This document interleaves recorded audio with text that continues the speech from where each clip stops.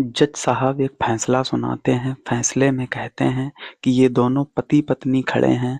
ये दोनों समाज में रहने के लायक नहीं हैं। ये समाज को गंदा करेंगे। ये समाज के लिए और बच्चों के लिए बहुत ज़्यादा हानिकारक हैं।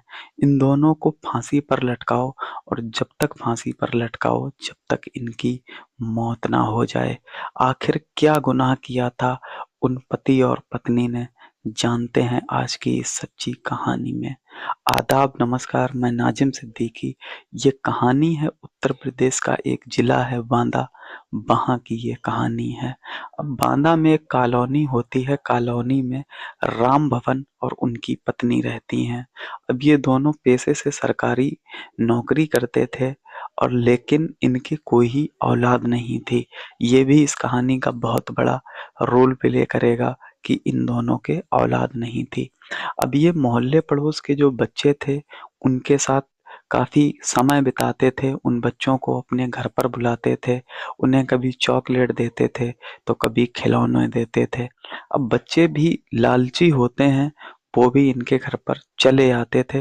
और याद रखिए कि बच्चों की उम्र किसी की 6 साल तो किसी की 7 साल तो किसी की 10 साल या किसी की 9 साल। सबके सब नाबालिग बच्चे इनके घर पर जाते थे। बच्चे भी शुरू-शुरू में बहुत खुश रहते थे और ये दोनों भी बहुत खुश रहते थे। लेकिन फिर इस कहानी में कुछ ऐसा होता है जिसकी खबर 7 समंदर पार से आती है, जिसे सुनकर पूरे मोहल्ले वाले, पूरी दुनिया हैरान हो जाती है कि कोई शख्स इतना कैसे गिर सकता है। दरअसल ये जो पति-पत्नी हैं, इन दोनों की लालच बढ़ती चली जाती है। ये सोचते हैं कि कुछ ऐसा करो जिससे पैसे दिन-रात बरसने लगें पानी की तरह। अब इन दोनों के माइंड में खुरापाती आइडिया आता है।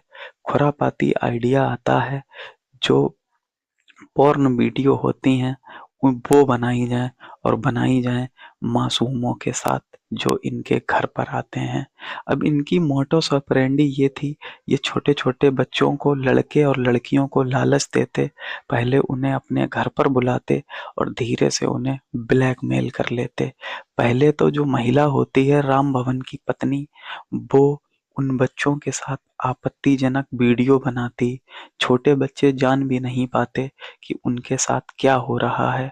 उन पलों को उस राम भवन कैमरे के माध्यम से वीडियो बना लेता और जब उसकी वीडियो बन जाती तो राम भवन की पत्नी वीडियो बनाती और फिर गंदा कृत्य करता उन मासूम लड़के और लड़कियों के साथ राम भवन, जिसकी उम्र लगभग 45 साल थी।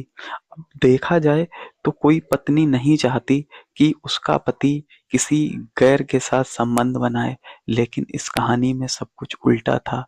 पत्नी खुद वीडियो बना रही थी, जिसके साथ आपत्तिजनक हरकतें की जा रही थीं, वो भी मासूम से बच्चे थे, लेकिन इन हरकतों से शायद उन्हें लाखों रुपए मिल रहे थे। अब जब इन लोगों को इन वीडियो से पैसे मिलने लगे तो इनका लालच और ज़्यादा बढ़ने लगा। अब इन्होंने टारगेट किए थोड़े बड़े बच्चे जिनकी उम्र 12 साल, 13 साल, 14 साल या 15 साल। अब इतने बड़े बच्चों को अपने घर बुलाना और उनसे ऐसी वीडियो बनाने के लिए राम भवन के दिमाग में एक खुरापाती आइडिया आता है। वो घर पे वीडियो गेम लाके रखता है, कुछ गैजेट्स लाके रखता है, कुछ घड़ियां लाके रखता है। वो बच्चों को लालच देता है कि तुम हमारे घर आओगे, खेलोगे तो तुम्हें वीडियो गेम भी खेलने को मिलेगा। बच्चे इतना दिमाग नहीं लगाते थे शायद, बच्चे भी राम भवन के घर पहुंच जाते थे वीडियो गेम खेलने के लिए।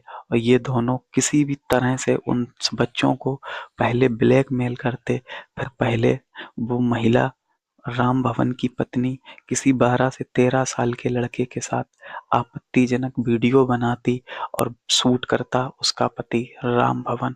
जब राम भवन शूट कर लेता एक वीडियो 7 या 8 मिनट की, उसके बाद राम भवन जाता उस लड़के या लड़की के पास, आपत्तिजनक स्थिति में पहुंचता, गंदे कृत्य करता, उन पलों को कैमरे में रिकॉर्ड कर लेती राम भवन की पत्नी। अब इन दोनों का ये सिलसिला जारी रहता है। इनका काम धड़ल्ले से आगे बढ़ते रहता है। इन्हें खूब अच्छे पैसे आ रहे थे। कुछ लोग बताते हैं कि पैसे आने का तरीका ये होता है, ये वीडियो विदेशों में बेची जाती हैं, बच्चों की वीडियो जिनके साथ आपत्तिजनक हरकतें होती हैं। विदेशों में बहुत अच्छी तरह से इन्हें कंज्यूम किया जाता है और पर पर व्यूज के हिसाब से इन्हें पैसे मिलते हैं, जो पैसे शायद लाखों में बन रहे थे। इस वजह से इनकी लालच बढ़ती चली जा रही थी। उस उसके बाद ये सिलसिला और आगे बढ़ता है। ये दोनों तो मस्त थे अपने काम में, पैसों की लालच में।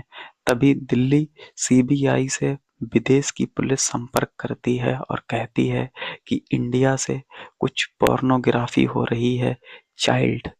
तो बाकायदा विदेशी पुलिस भारत की सीबीआई को कुछ साक्ष्य और सबूत देती है और कहती है ये 2 से 3 नंबर हैं, इन नंबरों के माध्यम से ये वीडियो विदेशों तक पहुंच रही हैं और लगभग 40 से 42 देशों तक ये वीडियो पहुंच चुकी हैं।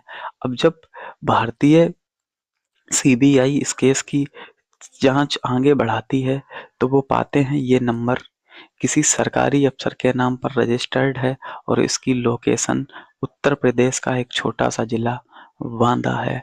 ये खबर होती है 2020 की, अक्टूबर का महीना होता है।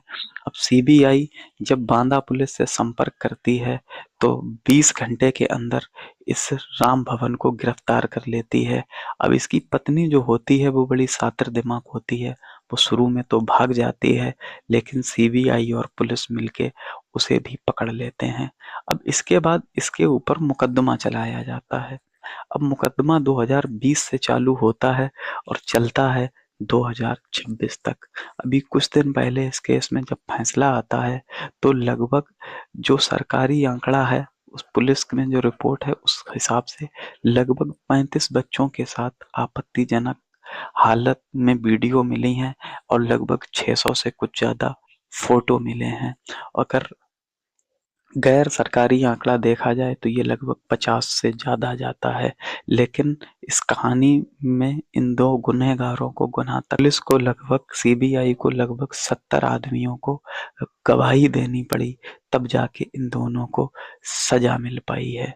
अब देखो इन्हें फांसी होगी तो कब होगी। हालांकि अभी इनके पास ऑप्शन है, ये हाई कोर्ट जा सकते हैं, उसके बाद सुप्रीम कोर्ट जा सकते हैं। आज की कहानी में इतना ही। अपना ख्याल रखें, अपनों का खूब सारा ख्याल रखें। जय हिंद।